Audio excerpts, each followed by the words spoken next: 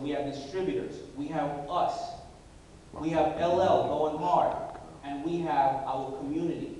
Now, are you aware, Tom Burrell told me this other day, and Tom Burrell is a legendary advertising guy, and he just came out with a book called Brainwash. Are you aware that African Americans in the advertising community are called shoes? Does anybody know what shoes means? Okay. Our community, we're called shoes, you know why? Because we are super heavy users. That's what we're described as.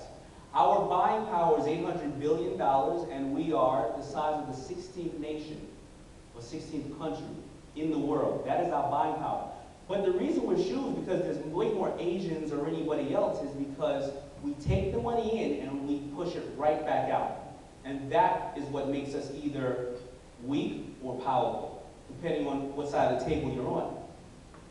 So now, knowing that my market loves our product, and they love to adorn themselves, and they love to support, but they've never had somebody to support besides music.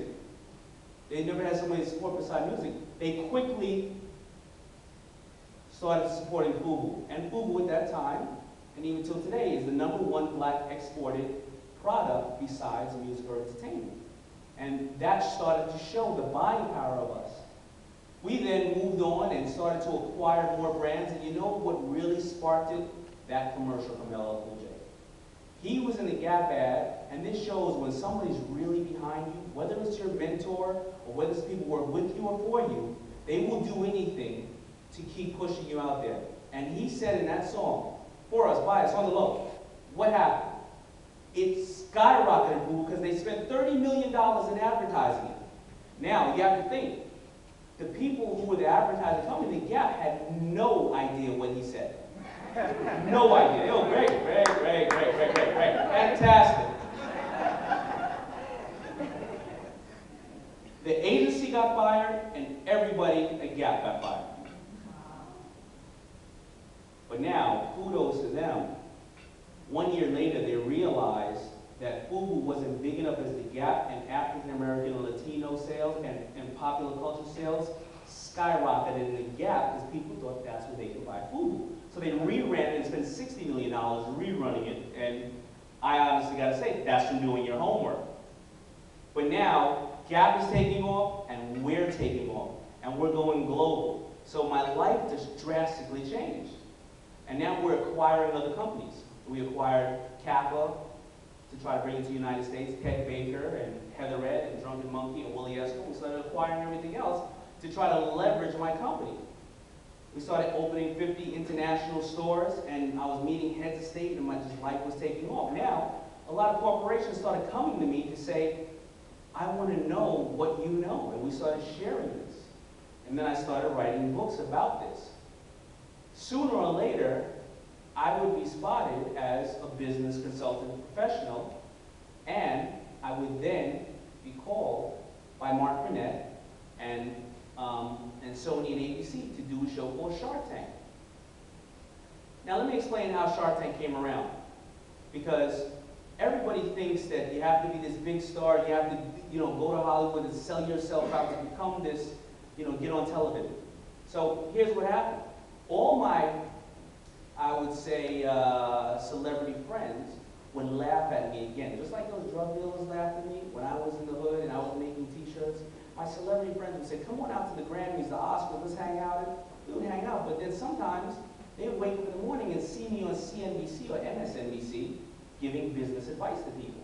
And they would say, David, I'm on VH1 or I'm on ABC, I'm on this and that, I'm a big star, I would never do stuff like that. Why are you doing it? You're not even getting paid. Who wants to see you because you're on the news? I'm coming in from the club and you're on TV, and I'm wiping the crap out of my eyes early in the morning, and you're up there, talking to somebody with a rubber ducky. But Mark Burnett saw me, and ABC saw me, and they called me and said, we want you on the show. Now, all those guys who laughed at me is not on ABC. And now they're all my buddies again. And it goes back to doing something you love. That was my way of giving back. And I love giving back. And now I'm sitting there on the show and I'm starting to learn on the show itself. Even though, who has seen Shark Tank. I'm sorry, I don't want to say that I'm on the show and people have not. So even though I'm on the show, what I started to realize is that people lose, when they pitch those pitches, people lose the opportunity to get invested in because they don't understand we invest in the person before we invest in the product. And you are a brand way before you are anything else. The only issue is, are you in control of the brand that you are being perceived as? They say that a jury, as I always say, exonerates somebody or convicts somebody within 12 to 30 seconds of ever seeing them. After that, all they do is listen to hear the points that are going to prove exactly what they already believe.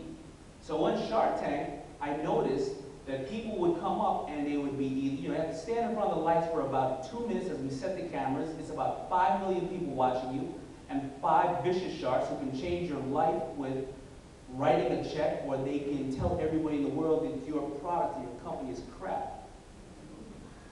It's nerve-wracking. We have people go like this. Sometimes they go like this, they smile, oh, this is a little scary, and that's okay. And then some people are really shifty and we feel a certain way, they can't answer our questions. Before we even want to invest in the business, we don't want to talk to them anymore. And as I always say, Steve Jobs, if you can look sick, the stock is going down. We always invest in the person first. You are a brand way before you're anything else. And that is my fourth point, R. Remember, you are a brand. You're being judged. I don't know, you know what, I can just say it in this quick example. There's 3 types of suits that somebody can wear if it was wearing a black suit. If I come wearing a black suit and it's really tight and form-fitting, and I have a little pocket scrum, and I'm a banker, that's how it should be, because I should be conservative with the money. Right? If I'm wearing a little more looser suit, I could be a businessman. I'm wearing a really loose suit, I could be an entertainer.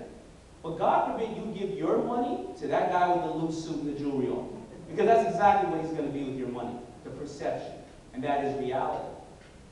So we are always a brand. Everything we do, we say, we are watching you, and you have to understand you're a brand. So remember, you are a brand.